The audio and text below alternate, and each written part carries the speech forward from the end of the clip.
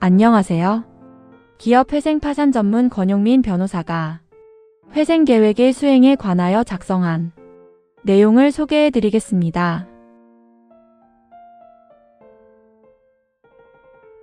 회생 계획의 수행이란 인가된 회생 계획에 따라 변제 의무를 이행하는 것입니다. 이를 위한 주요 수행 방법은 세 가지입니다.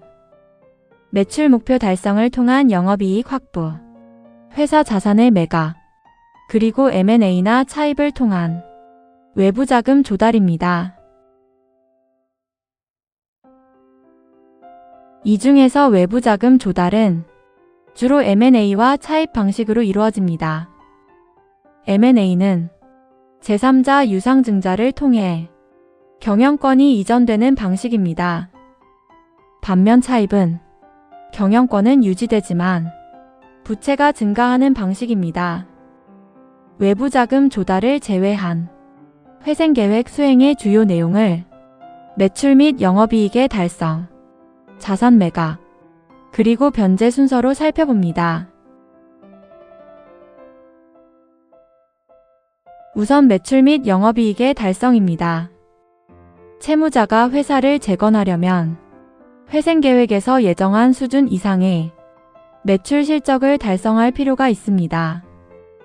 이를 위해 관리인은 구조조정과 영업 활성화를 추진하여 경영 정상화를 도모해야 합니다.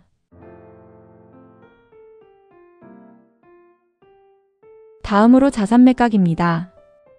관리인은 회생계획에 따라 자산을 적정 가격에 매각하고 매각 대금을 공정하게 분배해야 합니다. 특히 영업용 자산은 매각 후 재임차 방식이 유리하기 때문에 세일 앤 리스백 제도를 활용하기도 합니다.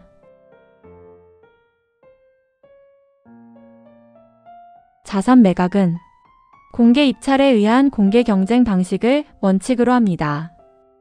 실무상으로는 복수의 매수의 망자로부터 매수의 향서를 받아 비교 검토합니다.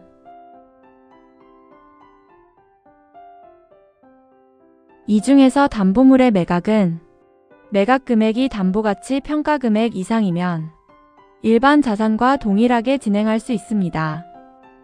그러나 담보가치에 미달하는 경우에는 원칙적으로 공매 절차에 따라야 합니다.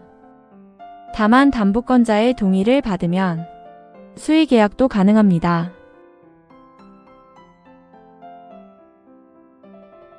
그리고 회생담보물을 회생계획에서 정한 기간 내에 매각하지 못하는 경우에는 회생계획에서 정한 바에 따라 최우선 순위 담보권자에게 매각을 위임할 수 있습니다.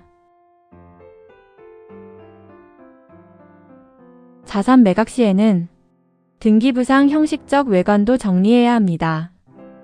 강제집행이나 경매 절차는 회생계획 인가 결정으로 실효되지만 관리인이 집행법원 등에 말소 촉탁 신청서를 제출하여 처리합니다. 또 담보권으로 인정되지 않은 등기는 법원의 말소 허가를 받아 말소 등기 촉탁 방식으로 처리합니다. 마지막으로 변제입니다. 회생채권과 회생담보권의 변제는 원칙적으로 변제기에 이루어집니다. 다만 담보물 매각이나 조기 종결 준비 등을 위하여 조기 변제가 이루어지기도 합니다. 이러한 조기 변제 시에는 조기 할인율을 적용하고 채권자 간 형평성도 고려해야 합니다.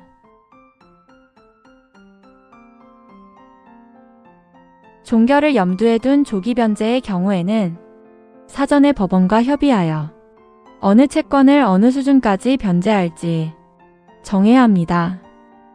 실무상으로는 최초 변제기가 도래하는 채권의 전부 또는 일부를 우선 변제하는 경우가 많습니다.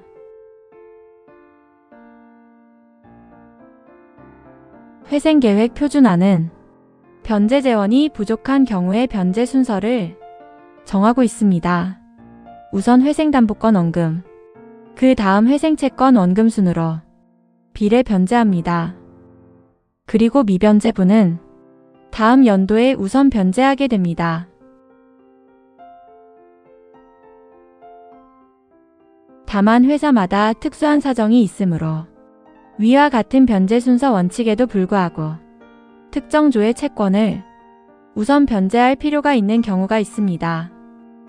이 경우에는 사전에 법원과 협의하여 허가를 받는 것이 바람직합니다. 한편 변제 재원이 부족하더라도 공사 수주나 보증서 발급 등 정상적인 영업 활동을 위해서는 회생 절차 종결이 필요한 경우가 있습니다. 이 경우 관리인은 차입을 통해 채권액 전액을 변제하고 그 이후 회생 절차 종결을 신청하기도 합니다.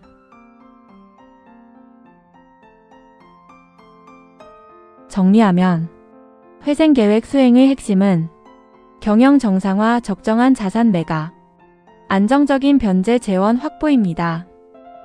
지금까지 기업 회생 파산 전문 권용민 변호사가 작성한 회생계획의 수행에 관한 내용을 정리해드렸습니다.